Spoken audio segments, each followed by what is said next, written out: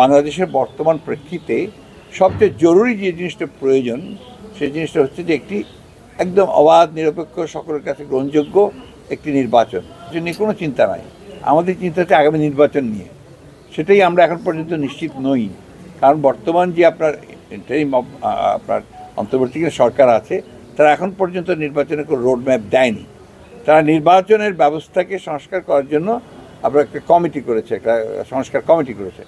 তারা ইতিমধ্যে আমাদেরকে চিঠি দিয়েছে আমাদের মতামতগুলো জানানোর জন্য। আমরা সেই লক্ষ্যে কাজ করছি। আমরা খুব শিগগিরই আমাদের মতামত দেব, অন্যান্য রাজনৈতিক দলগুলো সেটা দেব। আমরা এই কথার উপরে সবচেয়ে জোর দিচ্ছি, বাংলাদেশের বর্তমান প্রেক্ষিতে সবচেয়ে জরুরি যে জিনিসটা প্রয়োজন সেই জিনিসটা হচ্ছে যে একটি একদম অবাধ নিরপেক্ষ সকলের কাছে গ্রহণযোগ্য একটি নিরপেক্ষ নির্বাচন।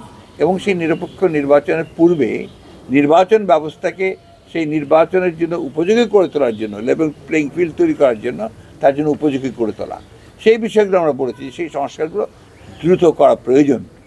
দেশের রাজনৈতিক সংকট মোকাবেলা, অর্থনৈতিক সংকট মোকাবেলা সব কিছুর জন্য এখন একটা নির্বাচিত সরকার, নির্বাচিত পার্লামেন্ট অত্যন্ত জরুরি।